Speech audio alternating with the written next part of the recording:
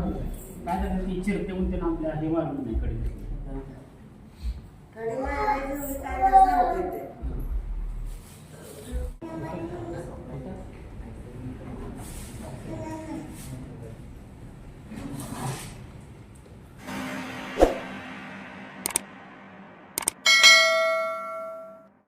या भारत देश आणि या भारत देशामध्ये डॉक्टर बाबासाहेब आंबेडकरांनी संविधान लिहिलं आणि तो संविधान दिन आज 26/11 आपण सर्व ठिकाणी सादर करत असतो.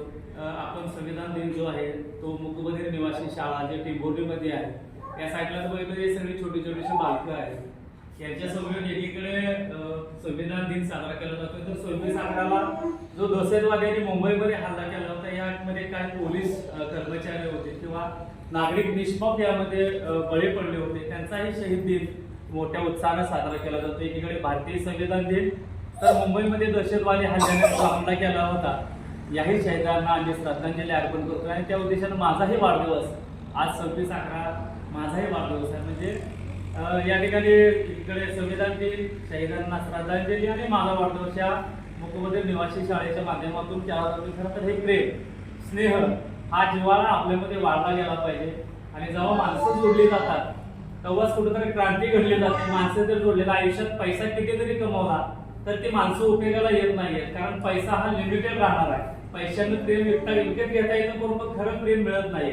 त्यासाठी अंतःकरणापूर्वक माणसं जोडली जातात. जसं मॅडमचे ज्यावेळेस टेबोरने आम्ही ती शाळा ज्यावेळेस आली तेव्हा मॅडमने आम्हाला कॉन्टॅक्ट केलं आणि मानवता धर्म म्हणून सुद्धा आम्ही या मुकबधीर शाळेसाठी वेळोवेळी जर मॅडमनं कधी सहकार्य केलं कधी बोलवलं तर हक्काने आम्ही या ठिकाणी येतो. मॅडम आमचा मान सन्मान करतात. खरं तर मान सन्मान करणार नाही पाहिजे. जी माणसं सामाजिक क्षेत्रामध्ये अग्रेसर असतात ते कधी कुठलाही लोक ठेवत नाहीत किंवा असं कुठलं म्हणजे माझा सत्कारच करा तरच मी येतो मला काय करू द्या असं काय नसतं. पण सामाजिक भान पण आपण ठेवले पाहिजे.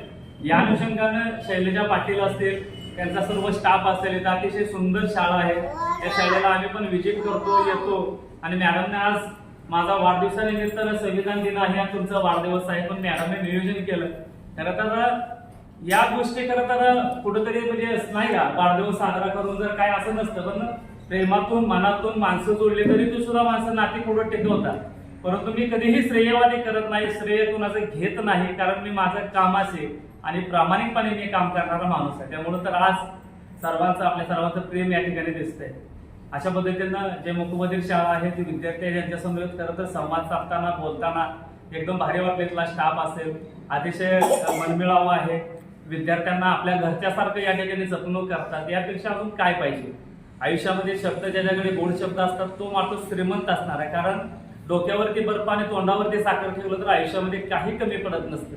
सर्वस्वी पैसा काय नसतो त्यामुळे माणुसकी कुठेतरी उपयोगाला येते.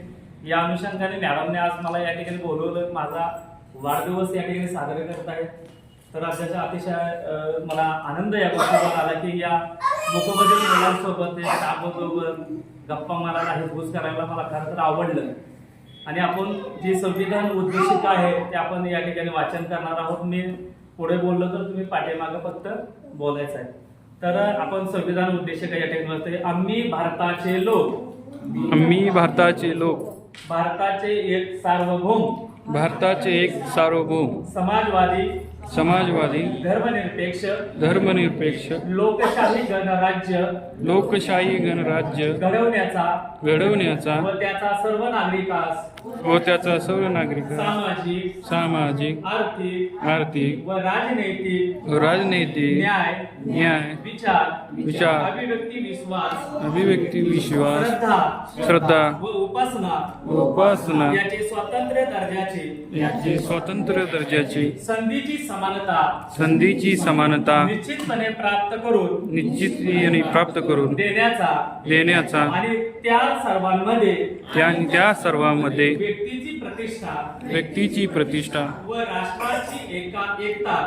राष्ट्राची एकता आणि एकात्मता यांचे आश्वासन देणारी बंधुता प्रभावित करण्याचा संकल्पपूर्वक निर्धार करून आमच्या संविधान सभेत आज दिनांक 26 नोव्हेंबर 26 नोव्हेंबर 1949 रोजी 1949 रोजी याद्वारे हे संविधान अंगीकृत अधिनियमित करून स्वतः प्रत अर्पण करीत आहे.